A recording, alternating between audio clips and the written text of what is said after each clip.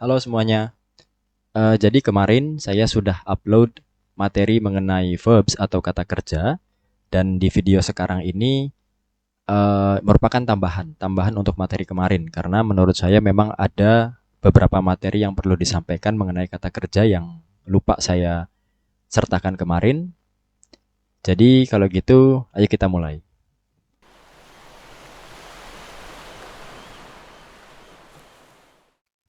Kita mulai sesi 5,5 tentang participles. Oke? Nah, jadi sebetulnya apa sih participles itu? Ini merupakan bentuk kata kerja yang digunakan bisa sebagai kata sifat dan juga bisa digunakan untuk membentuk tense tertentu.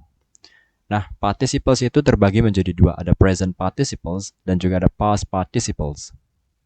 Nah, kita lihat contohnya ya. Participle sebagai adjektif atau sebagai kata sifat. Yesterday, I ate fried rice. Nah, fried, rice, fried dari kata fry. I want to go to the store to buy a frying pan. Nah, fried dan frying merupakan bentuk participle dari verb fry dan di sini berfungsi sebagai kata sifat. Selanjutnya, participle membentuk tense. Contohnya, I am eating fried rice. Ini present continuous, artinya sedang berlangsung. I have eaten pecel this morning. Ini present perfect. Eating dan eaten merupakan bentuk participle dari verb eat dan berfungsi sebagai pembentuk continuous dan perfect tense. Baik, nah present participles adalah bentuk ing atau ing dari kata kerja seperti frying, eating, panicking, flying, swimming, boring, confusing, etc. Nah, ini dipakai dalam continuous tenses yang menyatakan kegiatan yang sedang berlangsung. Bila digunakan sebagai kata sifat, menandakan kegiatannya sedang berlangsung atau menandakan ini kata sifatnya itu mengemban makna aktif. Nah, biar nggak bingung kita lihat contoh nih ya. Pertama, Ronnie is sleeping right now. Artinya ketika saya mengatakan hal ini, Ronnie itu sedang tertidur dan masih tidur belum bangun. Look at that flying bird. Jadi mungkin di suatu saat gitu ya, saya melihat ada burung yang besar, burung elang misalnya, terbang. Terus saya lihat, bilang sama teman saya, look at that flying bird. Nah, flying di sini ini kan bentuk present participle dan digunakan sebagai adjektif. Artinya, lihat tuh burung yang lagi terbang. Kegiatannya sedang berlangsung kan. Gitu. Ini yang maksudnya sebagai kata sifat menandakan kegiatannya sedang berlangsung. Nah, kalau mengemban makna aktif itu di sini kita lihat contoh ketiga. I need a new boiling pot. Gitu ya. Boiling pot itu panci buat merebus gitu ya. Artinya boiling pot itu yaitu panci untuk merebus, bukan pancinya yang direbus tapi pancinya yang digunakan untuk merebus. Maka ini maksudnya mengemban makna aktif gitu. Jadi pancinya yang digunakan untuk merebus, bukan pancinya yang direbus. Nah, ini mengemban makna aktif ini saya baca dari bukunya Azhar tahun 89. Nanti kalau misalnya ragu bisa dicek. Selanjutnya kita lihat yang namanya past participles.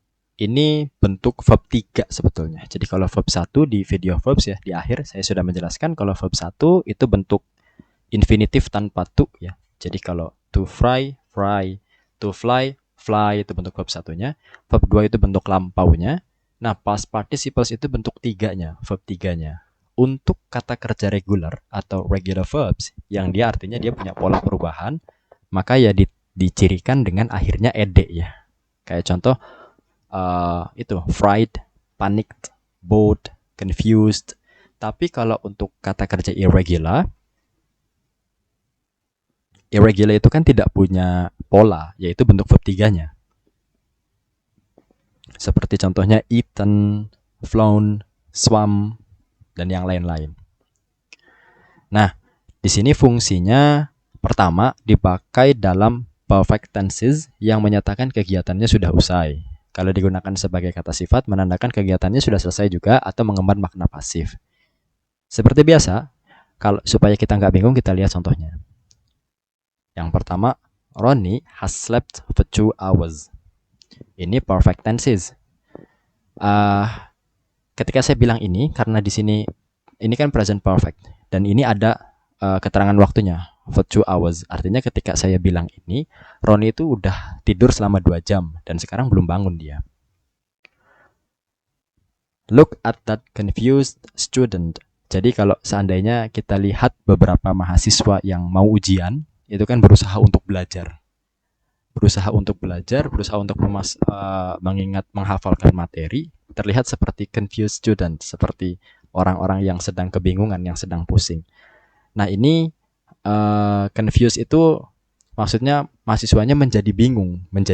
Jadi dia bukan bukan mahasiswanya yang membuat bingung, tapi yang menjadi bingung gitu. Begitu pula sama dengan I want to eat fried rice. Fried rice itu kan nasi goreng. Kalau dijabarkan sebenarnya nasi goreng itu apa? Ya nasi yang digoreng. Maka ini maksudnya mengemban makna pasif gitu.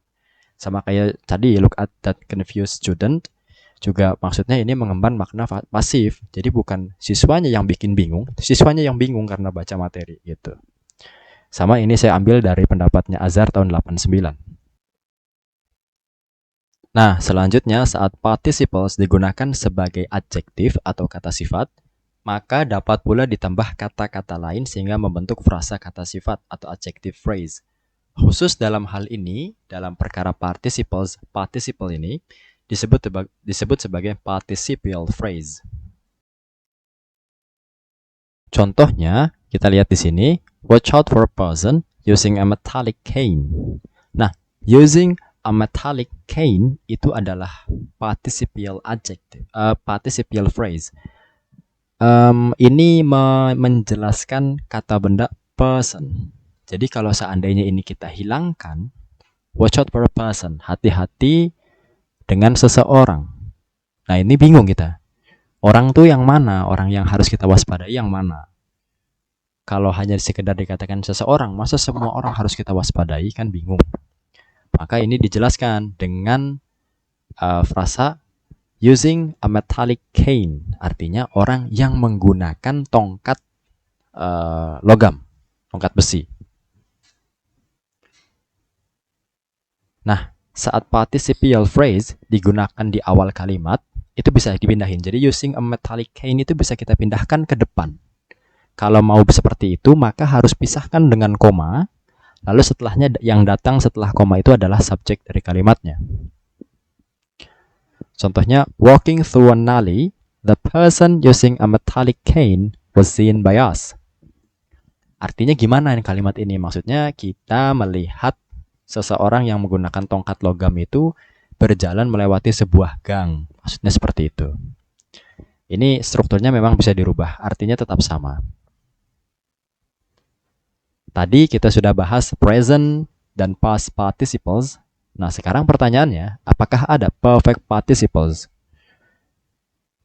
Nah, ternyata ada teman-teman. Perfect participles itu adalah having ditambah past participles.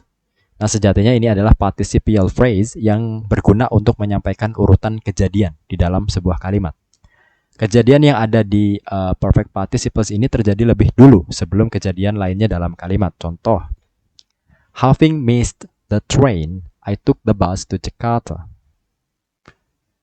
Nah, ini kejadian yang ada di yang ada di perfect participles itu terjadi duluan. Jadi saya ketinggalan kereta dulu, barulah saya naik bus ke Jakarta. Jadi I have missed the train before I took the bus to Jakarta. Maksudnya gitu.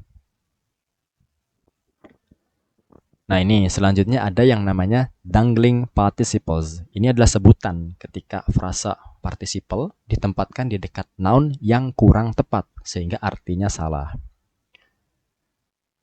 Participial phrase itu harus ditempatkan setelah noun yang dimodifikasi atau sedekat mungkin dengan noun yang dimodifikasi.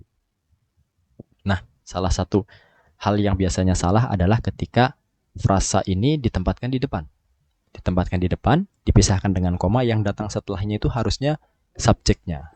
Subjek dari kalimatnya atau kata benda yang memang dimodifikasi oleh si perfect participle ini.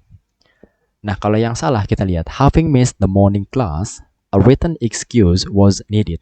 Ini artinya begini, yang nggak sempat ngikutin kelas pagi itu adalah si written excuse-nya. Padahal kan bukan seperti itu. Nah, yang benernya seperti ini. Having missed the morning class, I needed a written excuse. Jadi, yang ketelatan nggak sempat ikut kelas pagi itu saya, maka saya perlu izin tertulis atau pernyataan tertulis gitu.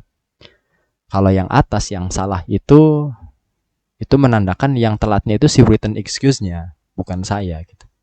Maka dia harus ditempatkan sedekat mungkin dengan noun yang dia modifikasi. Oke, semuanya. Jadi kurang lebih itu adalah materi tambahan yang bisa saya sampaikan. Dengan ini kita sudah selesai membahas kata kerja dan selanjutnya kita akan membahas kata keterangan atau adverbs. Nah, uniknya adverbs ini kalau kita bandingkan dengan kata sifat atau adjectives yang pernah kita bahas sebelumnya, kalau kata sifat itu dia bisa memodifikasi noun atau kata benda. Tapi adverbs ini dia bisa memodifikasi adjektif, dia bisa memodifikasi verb, dan dia bisa memodifikasi adverb lain, dan dia juga bisa memodifikasi keseluruhan kalimat. Jadi, tunggu video selanjutnya ya. Thank you guys so much for watching. Hope you guys enjoy my video. Bye.